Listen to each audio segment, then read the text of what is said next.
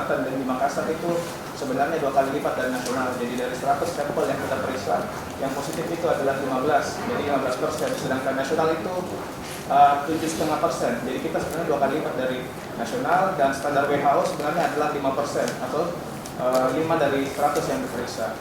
Yang dari sini bisa kita lihat adalah kita sudah melaksanakan strategi testing yang cukup masif untuk mendapatkan banyak penderita, tapi sepertinya di masyarakat itu penularan masih aktif. Jadi selain kita akan melaksanakan strategi komunikasi, strategi edukasi, kalau saya strategi edukasi memang posisinya kita izin Prof, kita berada pada fase alert. Jadi sekarang kita memang berada pada fase waspada.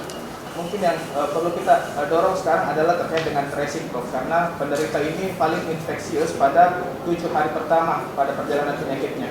Dan itu yang kita harus temukan sekarang. Jadi yang infeksius kita harus langsung segera temukan. Jadi kalau kami lihat di beberapa puskesmas, Bu Kadis, sudah ada beberapa penemuan kasus melalui PCR. Itu sudah bagus sekali, melalui PCR langsung. Jadi karena kalau rapid test cukup lama, jadi rapid test kita menemukan pasien pada fase lanjut yang sebenarnya yang harus kita temukan adalah pada fase awal, fase akut, yang itu paling menularkan. Jadi mungkin kalau saya pribadi dari data, mungkin kita perlu memang sudah memasukkan pemeriksaan PCR dalam protokol kita. Jadi semua keluarga yang masuk, yang jadi seorang pasien yang positif, seluruh keluarganya langsung kita swab PCR saja langsung, untuk bisa langsung kita tekan penularan ini. Karena ini penularan dia seperti MLM Prof.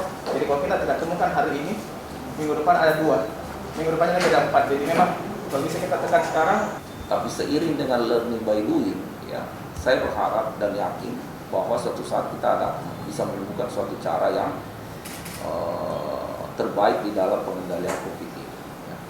Dan mudah-mudahan setelah berlangsung tadi sebagaimana dipaparkan oleh Dr. Asari, setelah berjuang kurang lebih 4 bulan, semoga strategi-strategi kita itu semakin tepat, ya.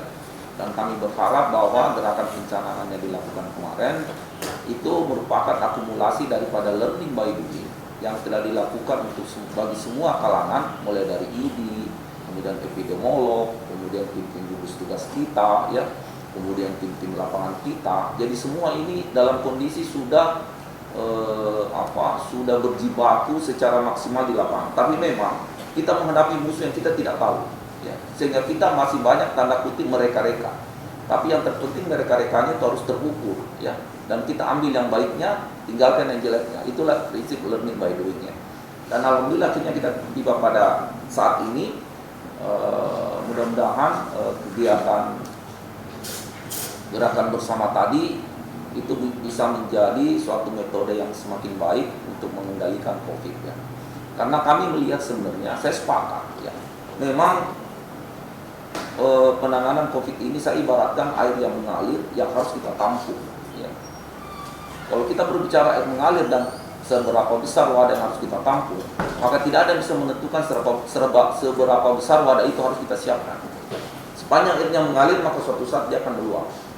Sehingga kunci penanganan adalah bukan mempersiapkan wadah yang sebesar-besarnya, tapi bagaimana memperkecil air sekecil-kecilnya, ya. Oleh karenanya memang kita harus berbicara bagaimana mengendalikan di hulu, ya. Nah, inilah yang akan kita lakukan. Dan kami melihat setelah mendengar banyak masukan, diskusi, ya, baca buku, internet dan lain sebagainya, kami berkesimpulan dari organisasi yang kami yang awam, mohon maaf kalau keliru, ya, bagi teman-teman ini kalau saya keliru, bahwa penanganan COVID ini sebenarnya cara yang paling murah dan efisien, yang paling berimpact baik adalah memang pastikan keluarga kita menggunakan masker. Dan saat tadi sudah dipaparkan, ternyata dengan penggunaan masker itu berarti kita bisa menghambat penularan sampai dengan 98,5% dengan jaga jarak, ya. Artinya tinggal 1,5% mami peluangnya. Nah, di dalam gerakan bersama inilah yang kita akan dorong bagaimana masyarakat itu kita patuh dengan melakukan 3 gerakan utama, yaitu tadi yang Bapak sebutkan, ya. Jadi kita gerakan edukasi masif, kemudian preventif masif, dan kegiatan pengawasan masif.